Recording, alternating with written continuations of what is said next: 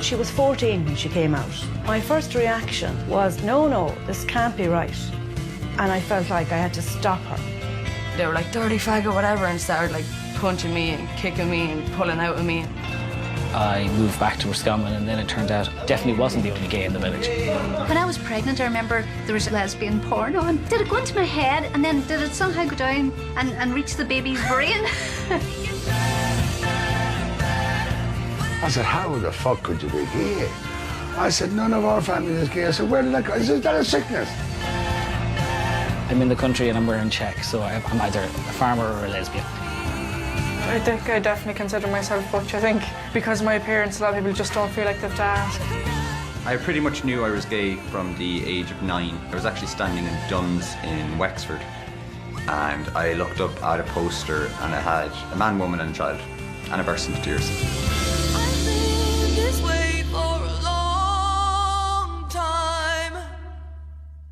I think I first knew when I was about 5 or 6 years old. That is the worst feeling in the world. It is feeling like you're the only one. Nobody understood what I was going through. I didn't know anybody else in the village that was gay. So that's scary for a young person if you're different at all. I mean, even if you're interested in science as opposed to sport, or if you didn't want to play sport as in our school, you're a bit of a weirdo.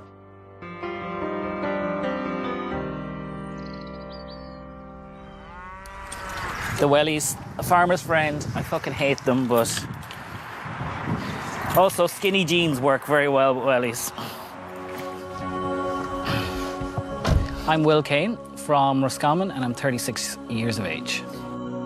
Growing up in Roscommon was kind of idyllic. I went to a very small primary school, Kilteven, and there was 4 people in my class, so 26 people in the entire school.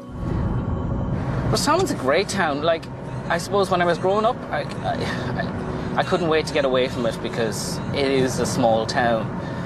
I lived in Dublin, lived in London, lived on a cruise ship.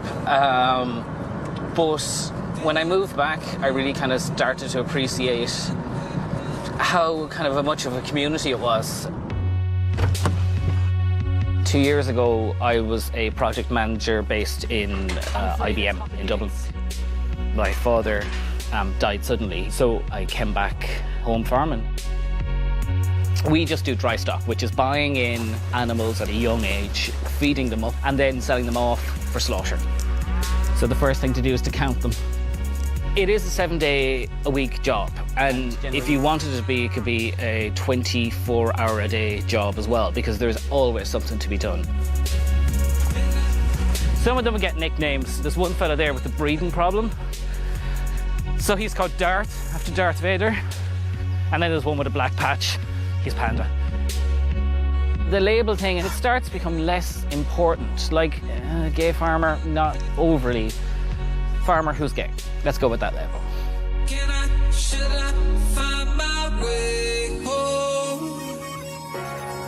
If you put a huge amount of effort into anything and then it doesn't turn out to be a success, it's gutting, especially if it's a deep-rooted personal issue.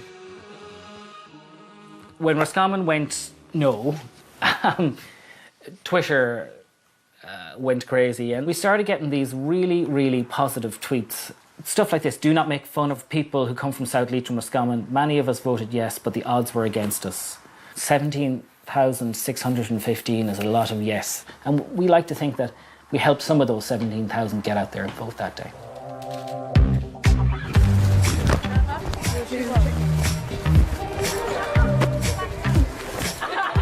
My name is Shauna Keane, I'm 17 years old and I come from Banner in County Offaly.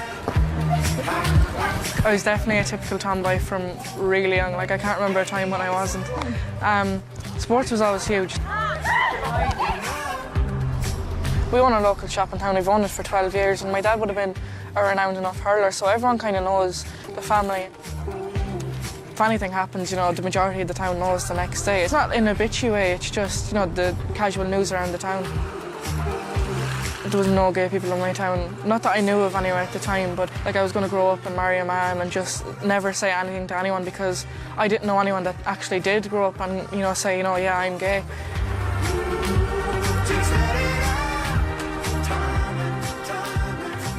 You're having a laugh. Still liking that? Well, just not so much Mr. Spock. Go a little bit towards Mrs. Spock. Okay, grand. Ah, yeah, no, it's grand. Whatever you think. Okay, yeah. You've an event coming up or something, have you? A wedding? Yeah, brother's wedding. 8th of July. Oh, lovely. It's in Bar. Simbar. Yeah, County Arms. So you're enjoying the summer? Yeah, definitely. Glad to be off. Just playing a lot of rugby, really. What are your news? Oh, I met Leinster yesterday. Oh, lovely. What's Yeah. it? Jeez, you're delighted so. Absolutely over the moon, yeah. She was 14 when she came out. And the first major transformation in Shauna's appearance was her hair. Shauna had long, dark, wavy hair, and she had this dramatic, almost brutal haircut. I felt inside I was screaming, give me time, slow down this process, give me time to adjust, I need some time.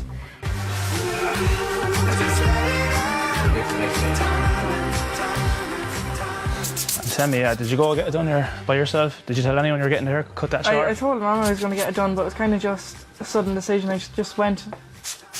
Oh, God. It's scary. I kind of just like thought that I've done it now, we can't really go back. Would you prefer to see it long, Mar? No, not anymore. I think you've grown into your hair. Yeah. What was school like? What was it like in school? Or Oh, everyone was just kind of staring and... didn't know what to think? Yeah, see, I think that when I first got a cut, it didn't suit me at all. So I think everyone was kind of just, you know... There's no point looking like everyone else though, is there? Exactly, yeah. Be your own person. Yeah, you're dead right. Be your own person. That's small town syndrome for you anyway. You try something different, the whole place looks at you. It's good to be different, you know? Yeah. Show you the back there. What do you think, Ma? Gorgeous.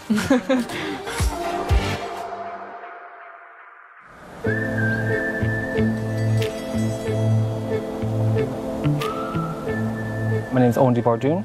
I am 31 and I'm from Tuam in Galway. Being a member of the tribal community, living in Tuam, life wasn't always easy. As a young child, I was very aware of not fitting in. I'm a board member in Clondalkin Traveller Development Group here in Neilstown.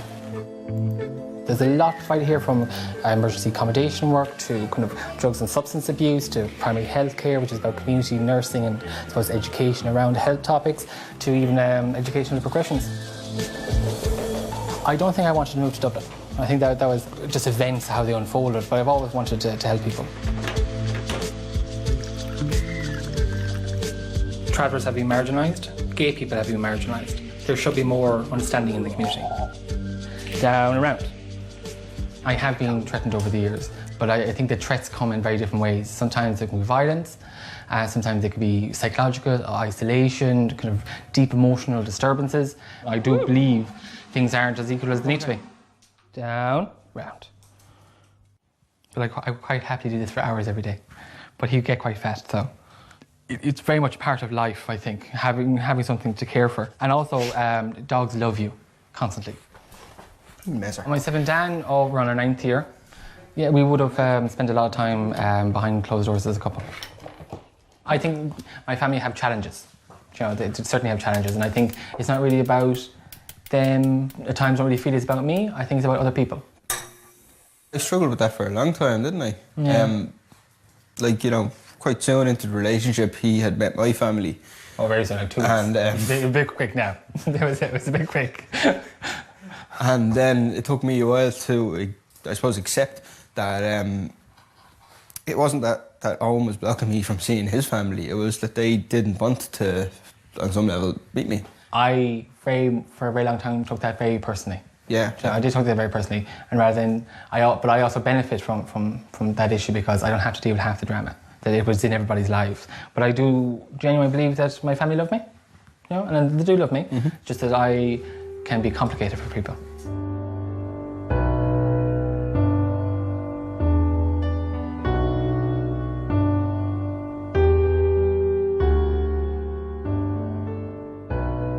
Came home, sat down, started crying. She was like, oh my God, what's the matter? I was like, oh, well, I'm not in trouble with the guards, I'm not pregnant, none of that, in tears trying to say all this.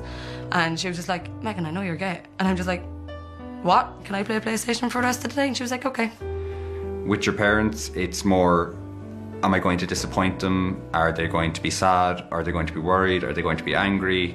Will I still have a home? I remember thinking I was in completely crazy town with my thoughts when she told me, going, you know, did I do this? Did I give it to her? Did I not say enough prayers when I was pregnant? Did I not do enough things right?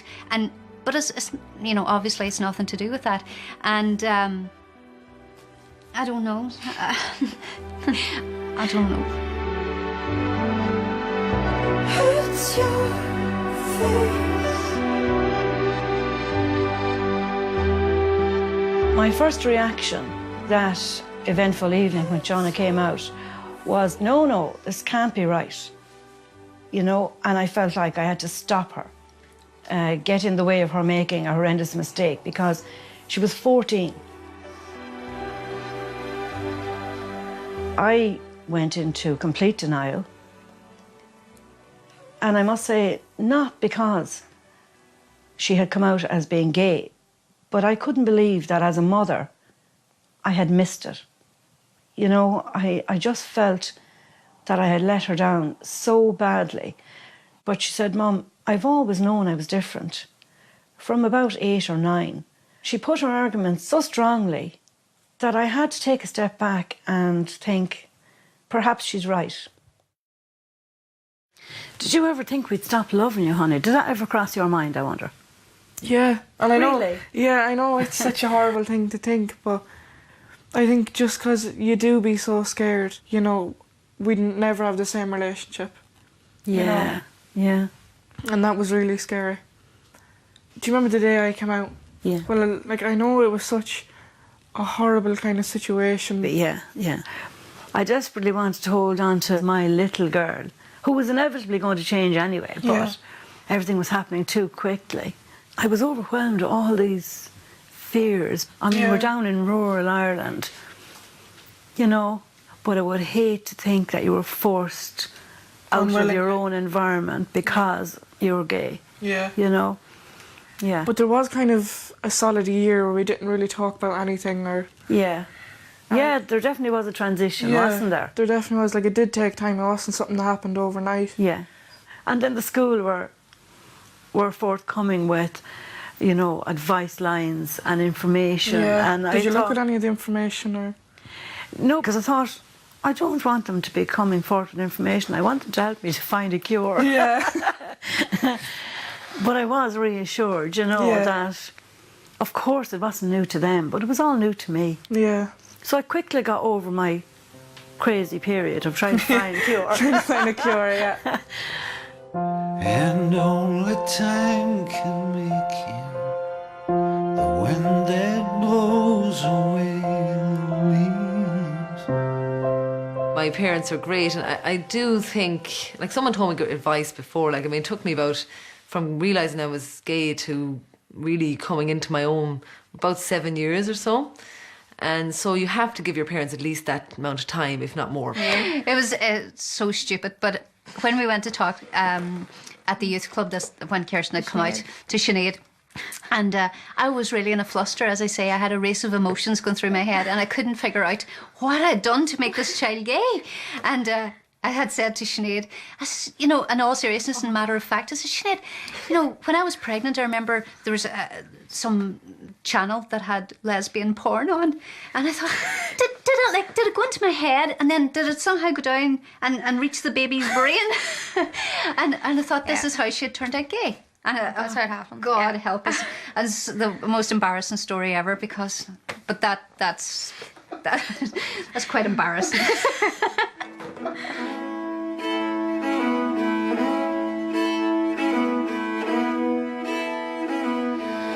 I was the only child. My mother passed away in 2002, and my father died suddenly. He was 83, but so I found myself doing something that I thought I'd never do. I came back home farming, and I would have helped out at weekends and stuff like that, but I didn't necessarily see it as a lifelong kind of occupation. However, saying that, I love it. I absolutely love it.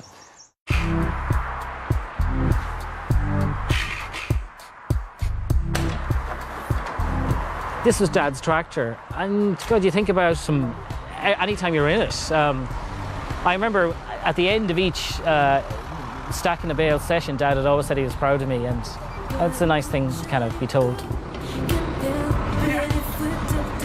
I'd say he'd have a heart attack if he saw me now, because I don't think he ever thought it was going to happen. I'd help him at the weekends and stuff, but I was slightly detached. But once you kind of immerse yourself in it, it kind of takes over.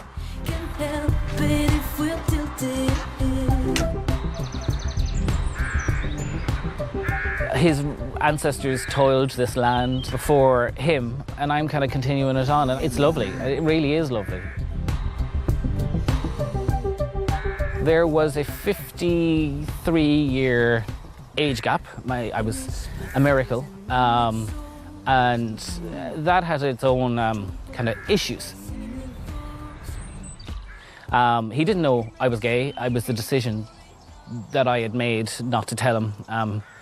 He came from different stock, so I kind of had said to myself that, like, he had always kind of wanted grandchildren, and when I bought my car, which is a two-seater, the first question he asked was where the kids are going to go, and that's crushing in its own right as well, because you kind of want to tell him at that moment in time, but that's just the way it was. I had made that decision because I thought and after talking to friends as well, it would be hard on him, and by default that made it hard on me as well, because I can see friends who are open with their families, but I had consciously decided not to be that way. I'm a farmer.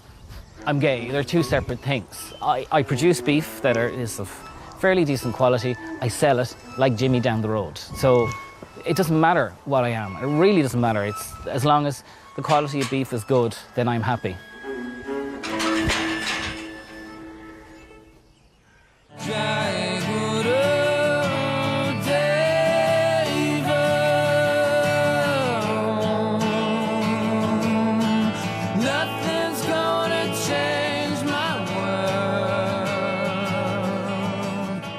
Gay. They didn't murder anybody. They're not coming and telling you they've got cancer and they're going to die. They're alive and well, and the only reason maybe they're contemplating suicide and having dark times is because there's nobody around them there for them. I can't walk down the street holding hands with my girlfriend without getting dirty looks, getting stuff thrown at us, people throwing abuse at us.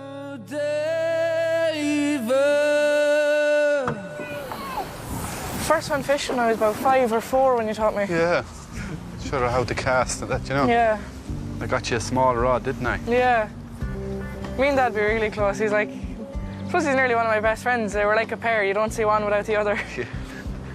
That's right. Dad used to just live and breathe hurling. Even when we were growing up, it was a hurl before a bottle. I used to be a goalie in Camogie, and a lot of the time Dad would volunteer to do umpire.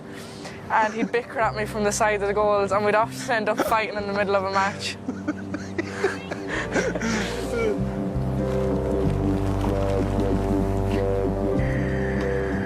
Dad has always supported me so much in sports. Like when I was doing boxing, the day of my All-Ireland final, I've never been so nervous in my life, and I remember I was feeling sick, and the pressure was unbelievable. You know, Dad was there encouraging me at the ringside, and no matter how big or small a match was, he was always there to support me. Look! I've seen bigger fish fingers.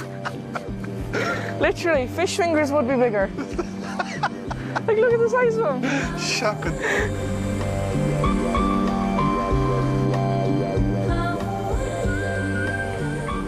So, did you think 3 years ago that you'd ever get to meet my girlfriend or anything, or? Well, I didn't. I suppose I thought maybe you were just going through a phase. Yeah, no, like Mommy thought the same. Yeah, lovely girl. Very quiet, not like you. Huh? At the time, I suppose that's what I thought. I said, she's only 14, you know, that it'll never, you know, yeah. it'll mend. Yeah. There's something, you know. But as time went on, then I said, no, this is... This is permanent. Yeah. you know, you did handle it so well, you know. I suppose Mammy probably needed you more than Anton because of how bad she did. You know, she was taking it. She was, She took it really bad. Yes, I remember she going up to you, talked to you in your bedroom about it. That was horrible, yeah. Yeah, that was tough. That was really horrible. And I had to tell her to, you know, ease off. Yeah. Thinking about it was hard, all right. What it would be like in school, you know? Yeah. Would it be picking on you, you know? And, you know.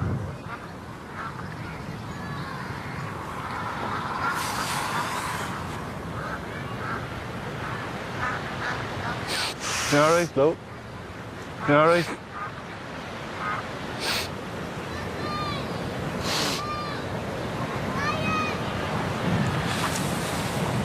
Thought you were stronger than that. Is this the first time you guys have talked about this stuff? Kinda, yeah. Yeah. Do you know why you feel upset on it? Because I suppose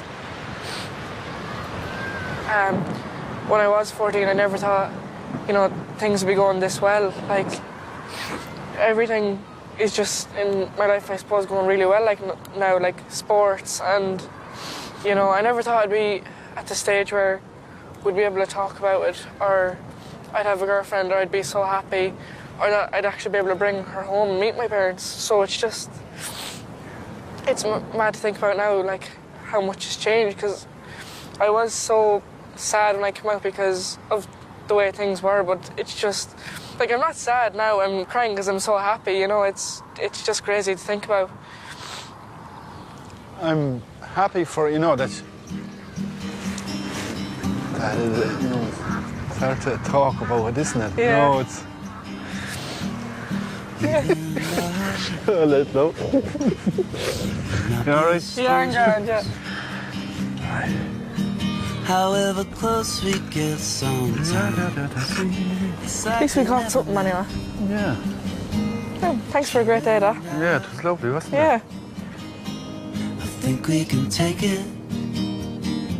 Like, my mother would say to me, I know you're gay, you don't have to shout it from the rooftops, you know, but I'd say, how am I going to find any other gay people, you know, because they can't hear me. But in the other parish, perhaps there's another lesbian floating around, I could meet her.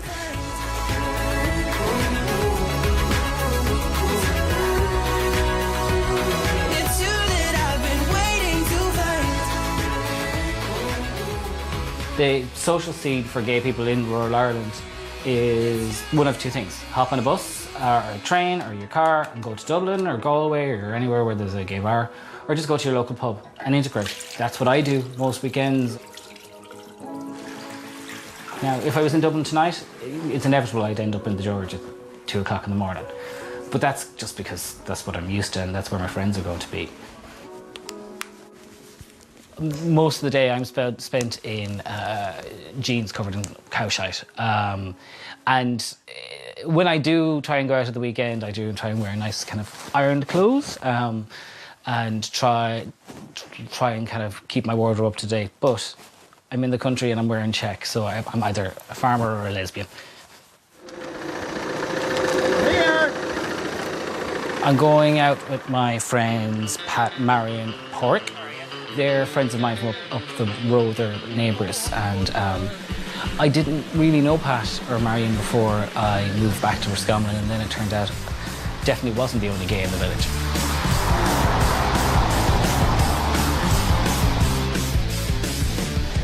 There's a pub in the Crockery village that is 100 years old, and I've been helping out with the planning the celebrations and stuff for it. So tonight we're bringing back the game of rings. Hello. Hello. Hello. How are you? How are you? Hello. Hey, Gene. Hello. How are you? To what number are you playing? 51. 51, and you have to end on a 1. Yeah, I did it all. Right.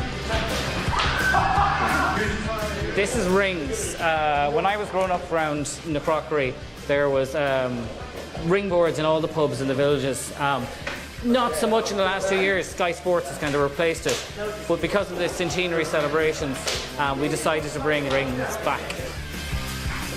One thing about village life, you meet young and old, you get on with young and old. It's really brilliant to see how relaxed people are. Everyone's okay with the way I am. Yeah, it's great.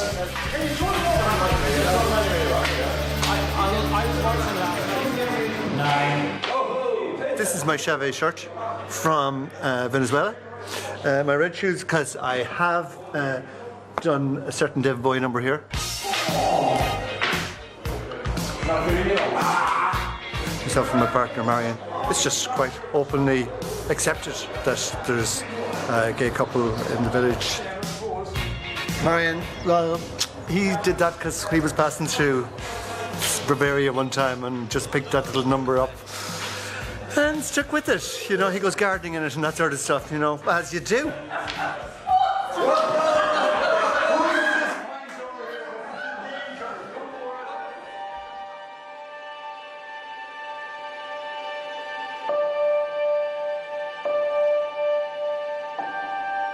The one night I was out, all my friends, and I ended up leaving the nightclub early because I wanted to go get food. So I walked out anyways, walking towards the chipper, kind of turned around, and then just two guys just landed on me. And I kind of obviously kind of shook them off. I was like, oh my God, what are you doing? Get off me, whatever. And they were like, dirty faggot, whatever, and started like punching me and kicking me and pulling out of me and throwing me up against the wall and everything. And I'm like, is there a need? Can you please stop? Like, and they just like wouldn't stop, and then it just hurt physically. Like I didn't mentally hurt me or anything. I was just like, whatever. Bad things happen, something good will always come around the corner. It might be a long corner, but it will eventually come. I don't have to make the choice. I like girls and I like boys. I don't have to make the choice. I like girls and I like boys. I don't have to make the choice. I like girls and I like boys. I don't have to. Over the years, I've worked hard to support LGBT Traveller and Romas. With pride, I'm here to help people and support people and to remind people that they're cherished.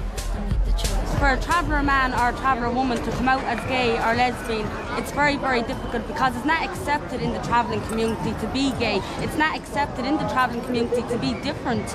There's always a concern around personal safety, a fear of physical violence, a fear of isolation and verbal attacks. I remember last year trying to get members of the travelling community out to vote for yes equality, and hands up, no lying about it, on my own site I was attacked by a traveller man of just kind of very like, I'm not gay, I'm white, so why would I vote for these gays? I wasn't saying he's gay, I'm just saying go out and support the gay community.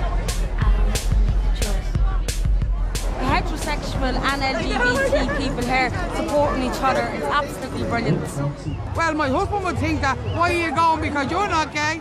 But I'm supporting my fellow colleagues and friends that are. And I'm just saying next year we have to do a float. And have a big huge float at it and we'll be grand at it.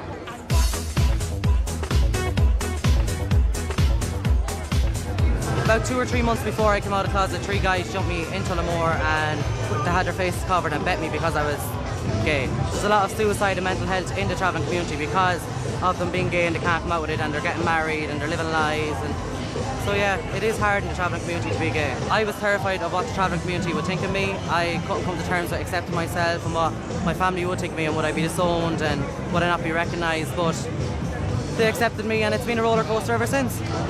Owen has inspired me to go further in life and has made me more confident and made me realise more in life than what there is. You do have your 10% that would look down on you and call you names, whatever, but everyone's entitled to their own opinion. You ignore that and you move on, and that's it, and you live life. I'm proud of who I am, and I'm proud of every gay person that's out there.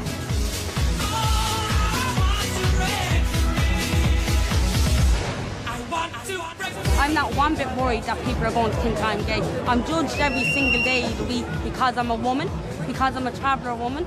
So I'm very proud to be here to support Owen and other members of my community that is LGBT plus. So for me, I'll always support it. And that's fair. The march was brilliant. Like, you're walking down the road and people are cheering you for being who you are, basically. Like. The turnout was more than I had expected. People from the community and supporters and everything. It was wonderful.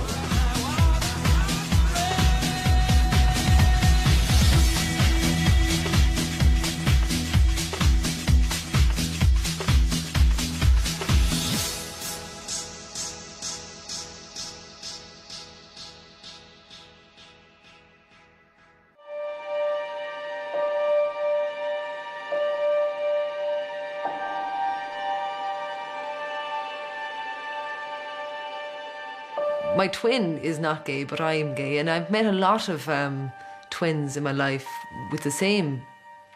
One's gay, one's straight, and it is fascinating because we grew up the same, absolutely the same, with the same voice. We look the same.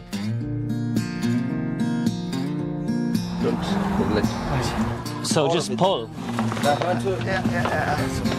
What's the Wi-Fi like on this vessel? The Wi-Fi is absolutely fantastic. Hit that because we're going to hit it.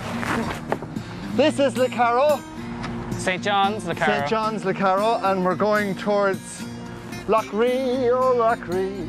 Where the three counties meet. Yes. For to go off to sea with him. The gay love boat. Yeah. The man love boat. We're thinking about having gay cruises. We bring a whole new difference to the world cruising. Yeah. We bring it back. The referendum gave us all a chance to have an open conversation. We just have a great old time in the village without anybody passing any heed of it. But has anyone said, when you were being introduced to anyone, this is my partner Marion kind of thing, any reaction that you knew that there was a reaction there? I haven't been offended by any remarks in my hometown. But I don't know whether that's because people know me. I'd say that's probably why. You don't have to say this is my partner or not my partner or who it is. Yeah, I think just go and people, they just realize who you are immediately. Saying I'll dress you up in sailor's clothes, your jacket shall be blue. Nobody ever tried to cure me of being gay. Well, maybe I did myself. Nobody besides myself probably tried to cure me of being gay. Because, you know, if you're whatever age you are and you decide that, whoops, daisy, things are not normal here in the way everybody else is going around, and boys and girls and so on and so forth, it is hard and isolating and desperately lonely. Desperately lonely. So for anyone who is in that situation, you're not the only one. I think young people are exposed to so many different things now at an earlier age that it makes that acceptance journey a lot easier. Whereas when I was growing up, it was Julian Clary. That's it. And like that is a stereotypical view. But it's a stereotypical view and it's true. So is Mr. Of some Humphreys. people. I'm free. Yeah. Although I love Are You Being Served? And I love the ridiculous innuendo in it. Innuendo. Mrs. Slocum's pussy. Yeah. Yeah, she was getting it dyed. Yes.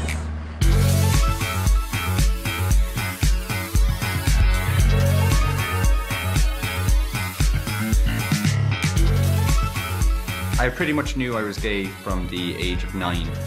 It kind of clicked with me. I was actually standing in Dunn's in Wexford, and I looked up at a poster over the men's section, and it had a man, woman and a child, and I burst into tears.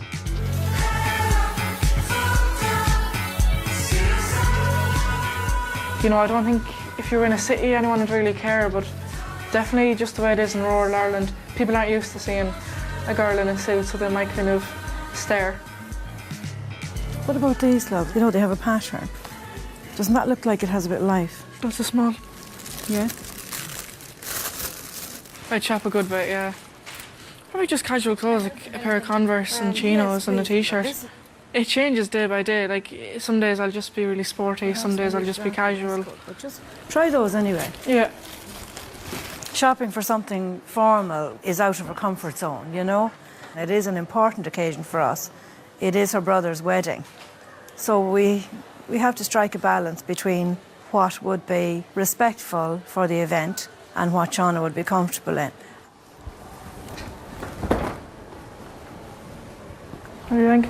Yeah, I think we need a different bow tie, though. For my niece's confirmation, there was a lot of stairs at the church, so I was kind of uncomfortable.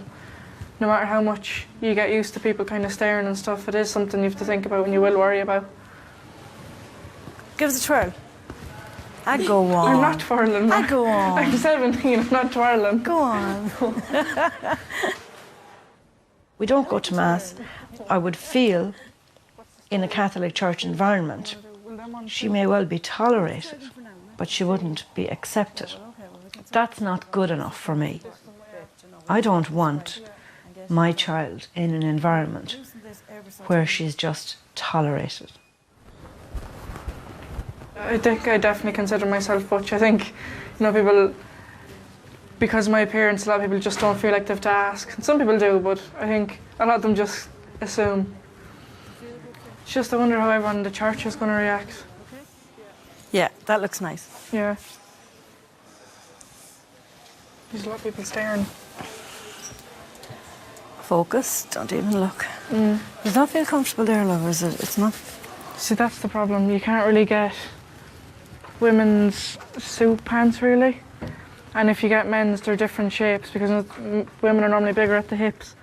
My priority would be that she has a happy life, Whether that's what some people would consider normal, I don't care. That they have a happy life. Well, what more do you want, really? Except nice shoes. Except nice shoes. Okay, and shoes. Yeah. What do you think? Yeah. Happy? Out with them about it.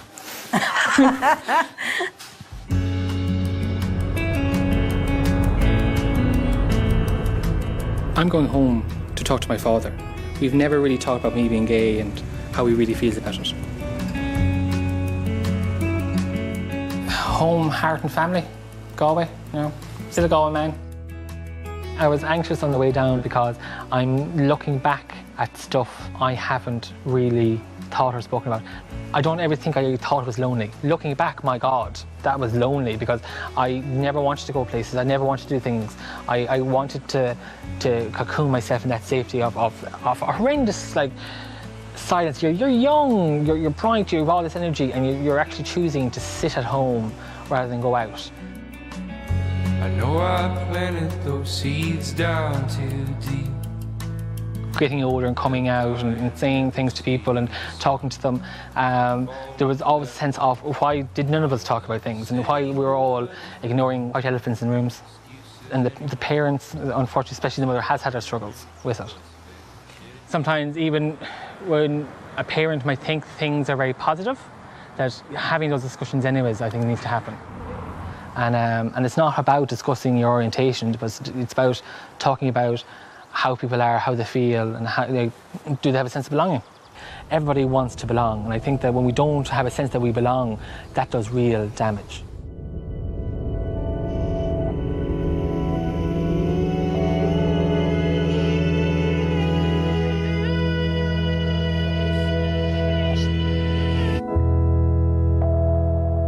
The door was shut behind us on a summer's day at 10 a.m. in the morning, and we were called in at 11 o'clock at night.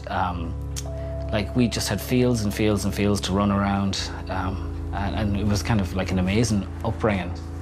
Hands together, looking solemn. And this is a picture here. I think every kid made some kind of camp. Mine seemed to be stabilised by a lawnmower. My mother always had minis. She had a succession of minis. She used to bring us home from school every single day, and I think there was 10 kids thrown into the back of that car. So this is the obligatory family pic. I'd say I must be 4 there. Irish mammies and Irish sons, there's a kind of a ridiculously close relationship there. Even though there was a big age difference again, we had a very brother and sister relationship. That's a better shot. My parents were so proud of me for having kind of gone that far, and it was nice to make them proud as well. If my dad was still alive, I would have had to bite the bullet and told him, even though it would have been uncomfortable for both of us, to be perfectly honest. But I'm happy that I was in Roscommon to campaign. We mightn't have won, but we certainly raised awareness. And I think, regardless of, and I can't perceive how my dad would have viewed my sexuality, but I think he would have been proud of the effort we put in to try and push it across the line.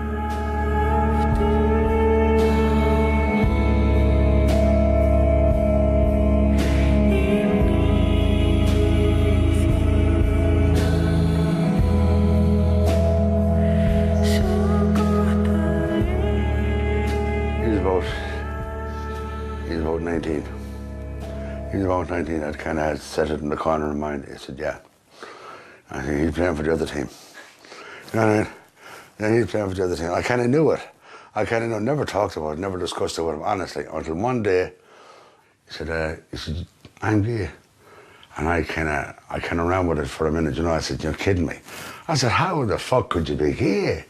I said, none of our family is gay. I said, where did that go? He said, is that a sickness? Not at all. We get it. There's a tablet for this. You know, I didn't honestly care. I'll go and get you blessed. Listen. He was only telling me something that I had known for years. You know what I mean? And it was nice to get confirmation of the fact that I was right. And that was it. Do you remember that night on? Yeah, I remember it differently. Slightly differently. How was it for you? Yeah, I remember he had known. And we had a conversation in the car going down through Claregalway. Mm. Yeah, and it was tougher. It was tougher. You would feel fearful. Oh, you would. Why would you feel fearful? No, because there's silences and expectations and the upsetting parents. You know, and not just you, but these are the things that you worry about. And I remember us talking about it and going, a lot of people think it's not right. You know, and then I don't remember us talking about it after for years. No, Yeah. it wasn't a conversation on that. It didn't grow in the house. I think there's definitely a lot of silence there over the years. I've never actually spoken to anybody about this, but no, and I couldn't give it. Yeah, but I didn't go a didn't pair know of that. blue earrings in the morning Yeah. and a pair of pink feet. Who gives a fuck? Yeah, and it might be a thing about personality, and I've always, regardless of it, I've been private. But it's kind of weird we're having this conversation now on camera, but we haven't even talked about that now. But I honestly don't give a flying fuck. I honestly don't care. I don't think you're doing anything wrong. I've never thought you did anything wrong. And you have courage. You have courage. I think that you came out at a time in the Southern community when most people, and quite a lot of them today, I'm sure, are still hiding and they're bouncing from one foot to another and they don't know what to do. And you see people like that that'll run down a year for so many years and they say, oh shit, I'm not taking no more of this, you know. And maybe a couple of kids in it, you know what I mean? That's what we need to say. Are you okay? Yeah. I don't want to cry, but that's very nice to say now, That's very nice to say.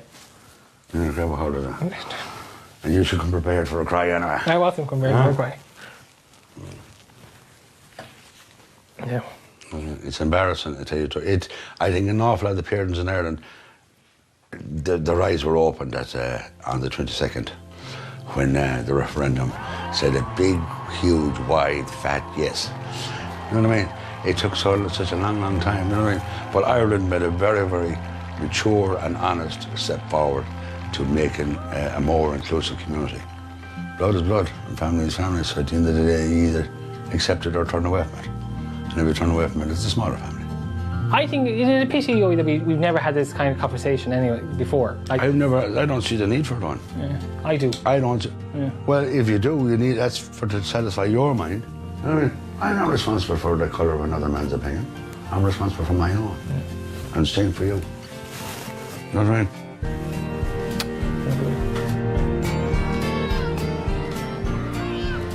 Oh, it has been hard. It has been hard to go to old places, to remember things, but it's been good for me.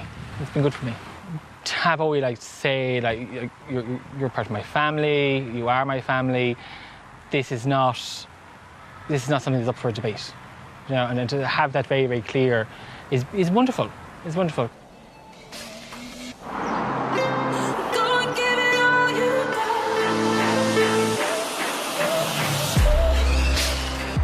Today is D-Day. It's the day of my brother's wedding. I'm really excited because my family is so big. We're never all in one place together. Kind of nervous as well, but no, I'm really excited and looking forward to it.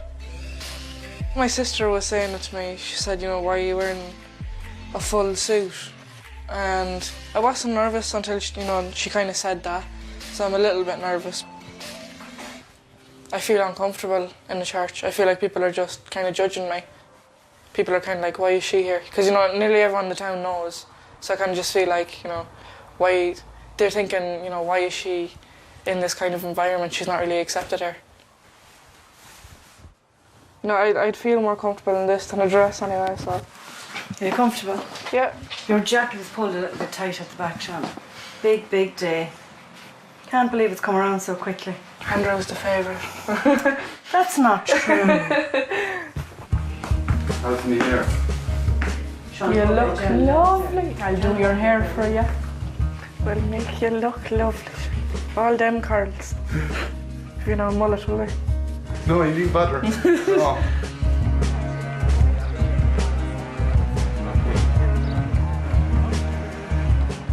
Oh no, I'm excited now. I'm a little bit nervous because like there's a lot of people just kind of staring and stuff. But no, seeing Andrew over there in this suit and looking all happy is, it's definitely making me really excited.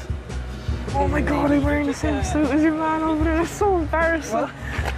Tell me. I'm wearing the same suit as someone over there. That's really embarrassing. That's not. That's really embarrassing.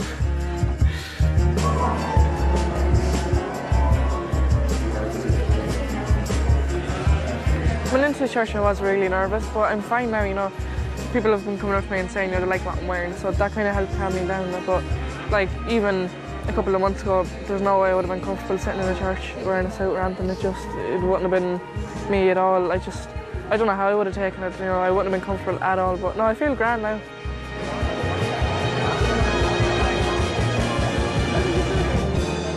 This was definitely brilliant. It was a really special day. It was just great. The bride looked lovely.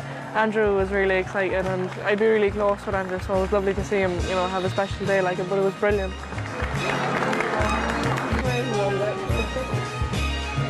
All the stress is over now. We can kick back and enjoy it. Yeah. It's lovely. Yeah, it's been a lovely day. What about his hair?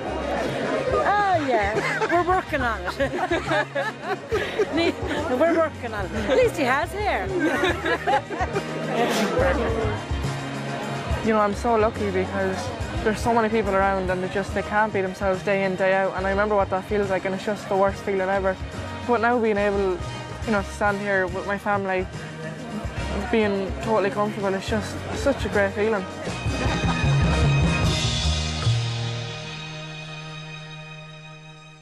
I always thought I was the only gay in the village. It's only kind of recently that I've realised I'm not. I never was. It's just they were so hidden. I didn't see them before. So yeah, we're together just over 2 years, myself and Janice. I hope someday I'll be able to walk down the road hand in hand with her. Hopefully, fingers crossed, someday it will happen that we'll be able to be normal, so to speak. I think it is getting a lot better now, and a lot more parents, and I think it's a lot to do with the kids as well as the parents. Parents are more understanding because it's not just her's gay. There's so many gay young people, which is great because it's not as if it's the only one. There's so many, and I think shame on anybody who can't be there 110% behind them. They're only gay. Aww, come here. Fill your heart with love today. Don't play the game of time. Things that happened in the past only happened in your mind. If you have been affected by issues raised in this programme, please see RTE Airtel page 705. That's also available online at rte.ie/Airtel and search for 705. Yeah, yeah, yeah, yeah, yeah, yeah.